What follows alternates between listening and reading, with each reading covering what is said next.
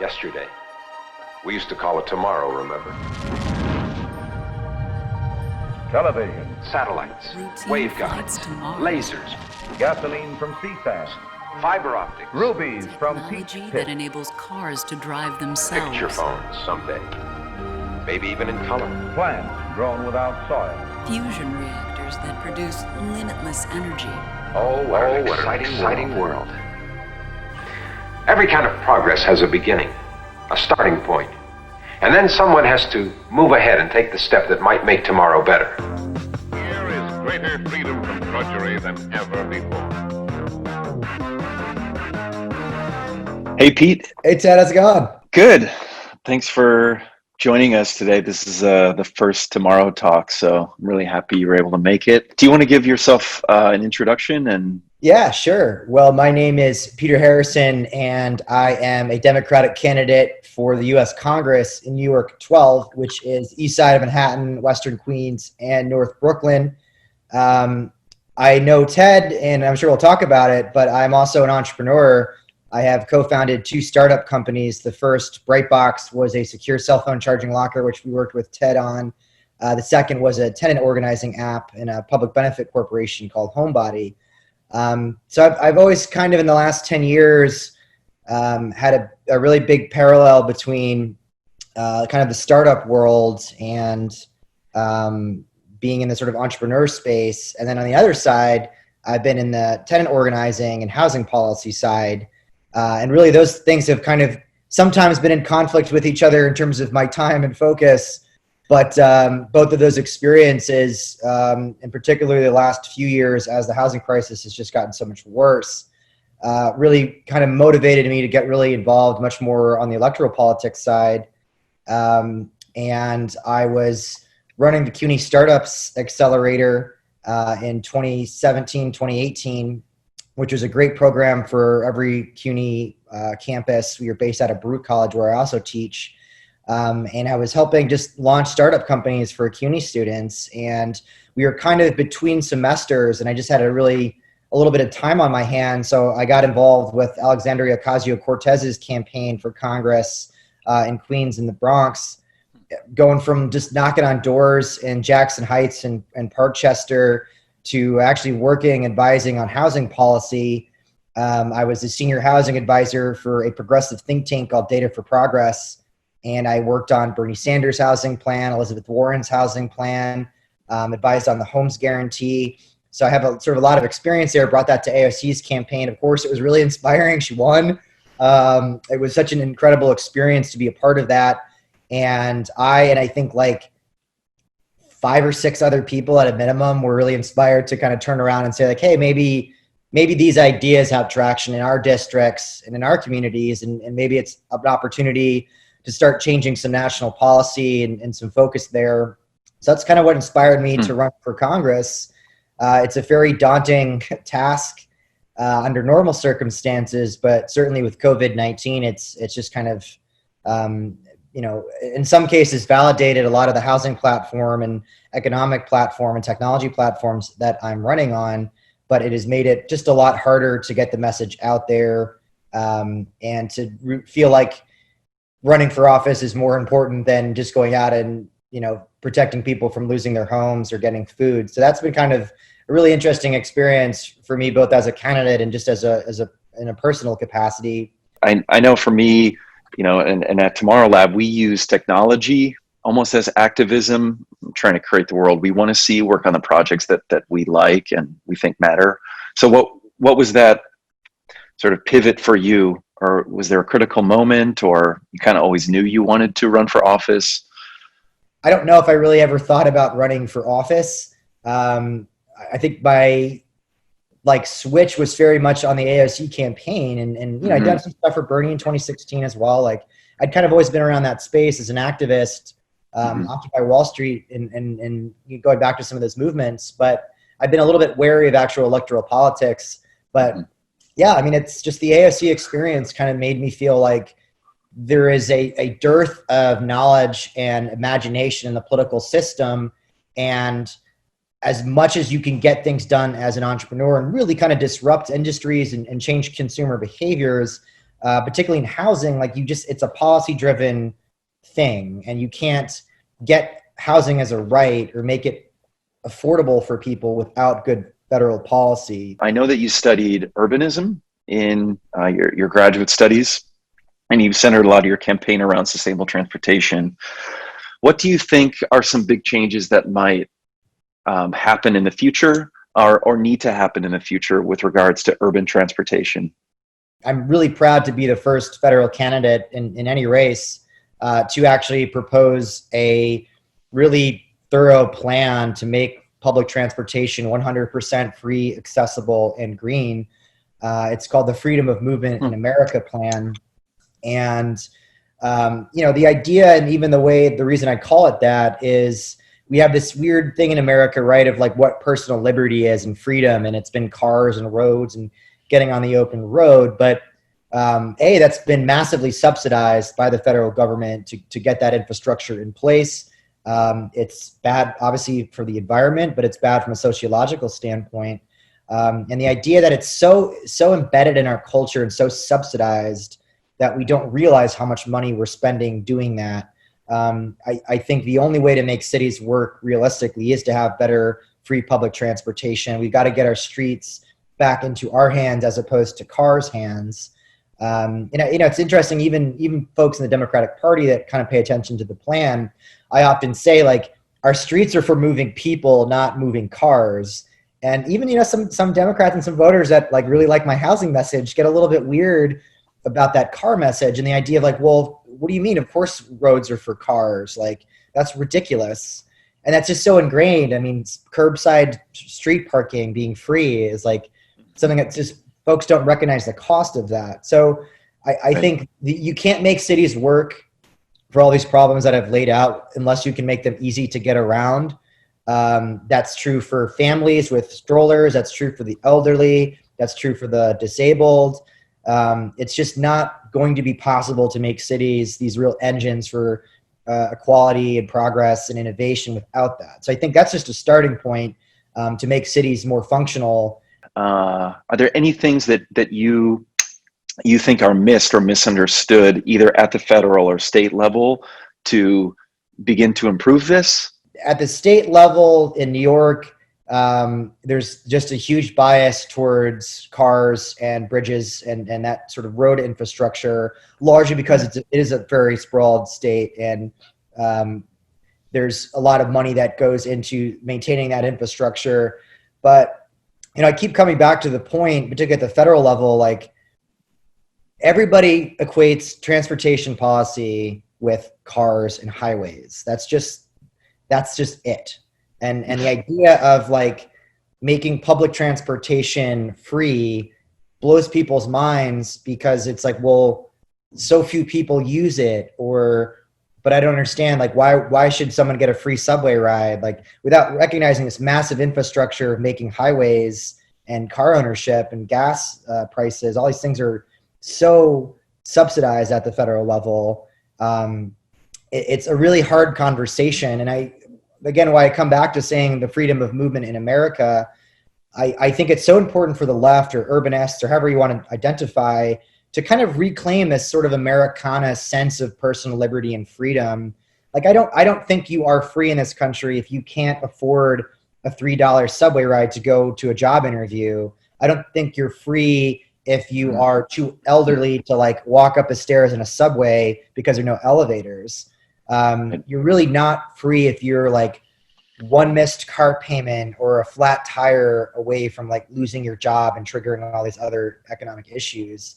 That's what America is right now for so many people. Mm-hmm. And the fact that you need a car and you do need road infrastructure in most parts of the country is not some organic outcrop of like the market or natural human progression. These are choices that were made at the federal level to subsidize cars and to subsidize home ownership in the suburbs.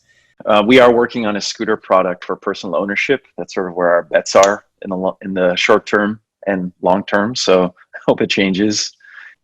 We need to have more like types of transportation systems and modules, and again, reorienting the streets and the sidewalks so it's safe for pedestrians, safe for bikers and scooters, and some car infrastructure, like that's easy to do. Those are solvable problems. But you've got to start by saying where is the money going to create these problems? Where is the sort of subsidies going to make other problems worse with our roads and systems?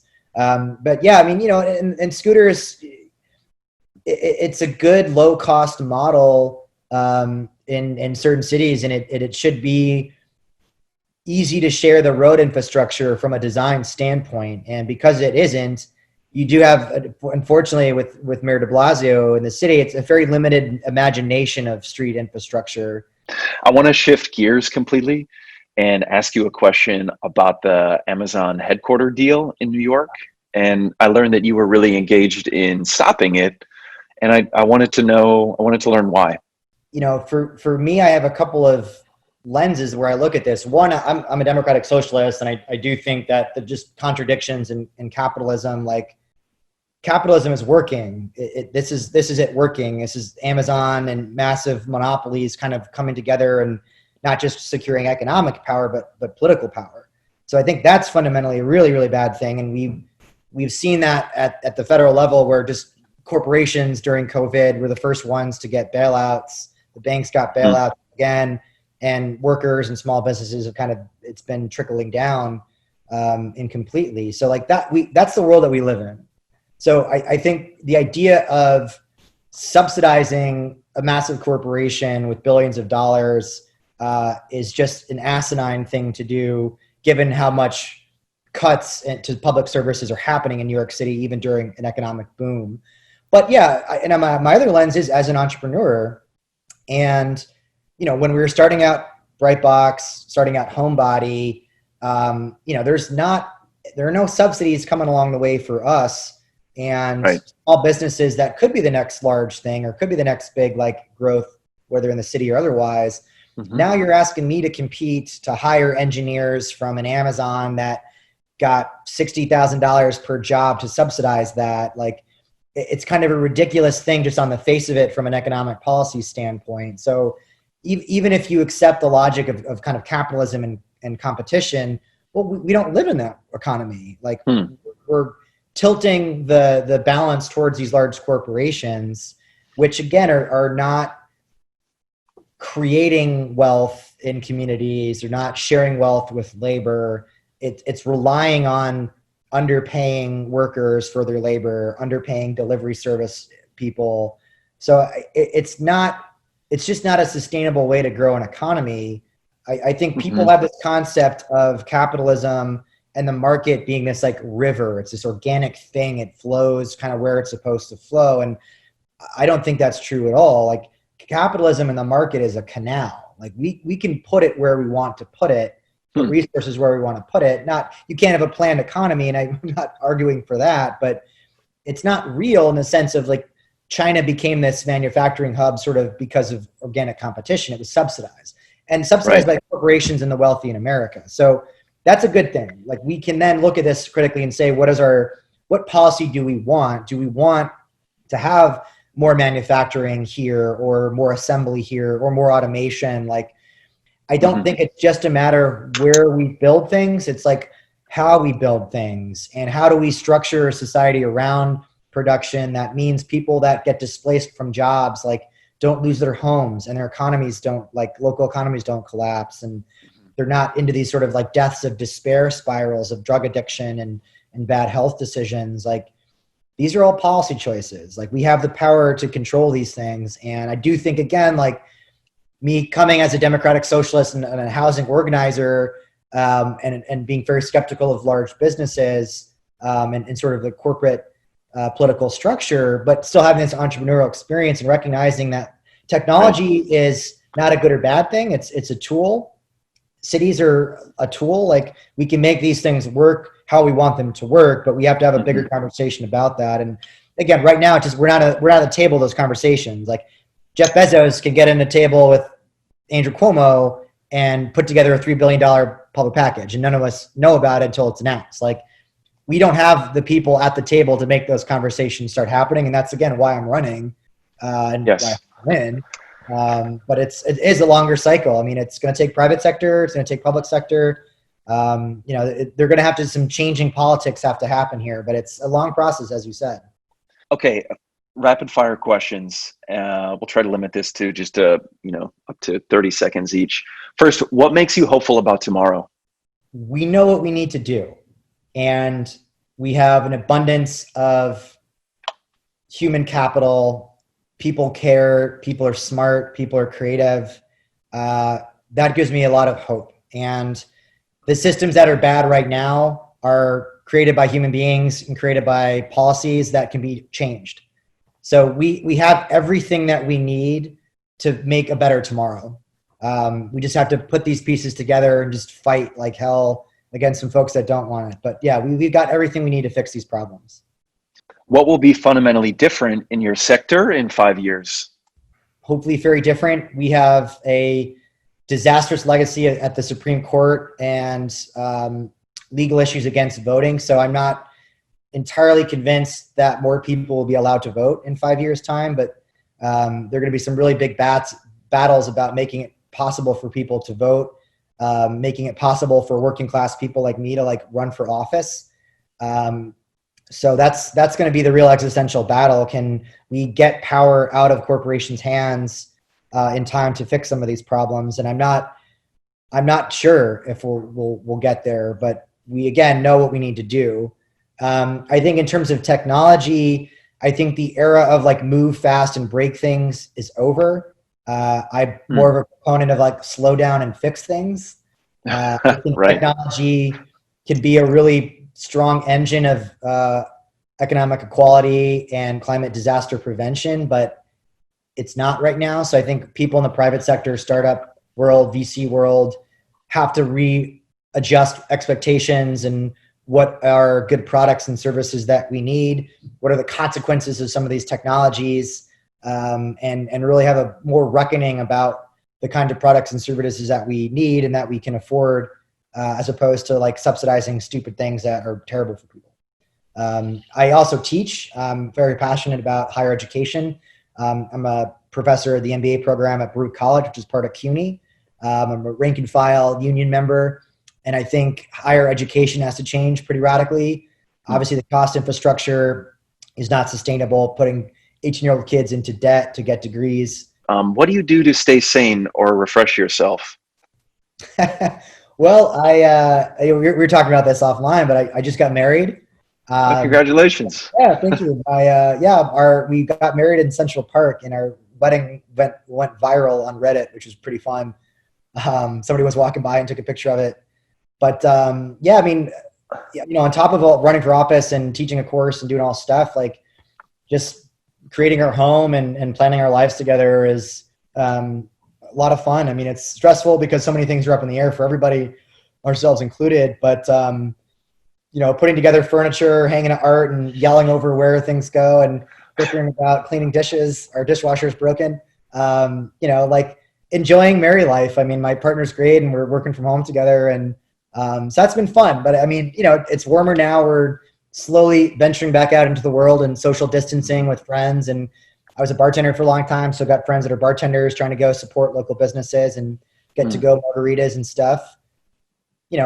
Self-care is a really important part of running for office and just being a human being during a pandemic. So Sure. I don't have any insights into that other than just trying to be aware that it's a really stressful time for everybody and things are not normal, and just trying to find community where you can is a really pretty you have to work at that, I think, during this.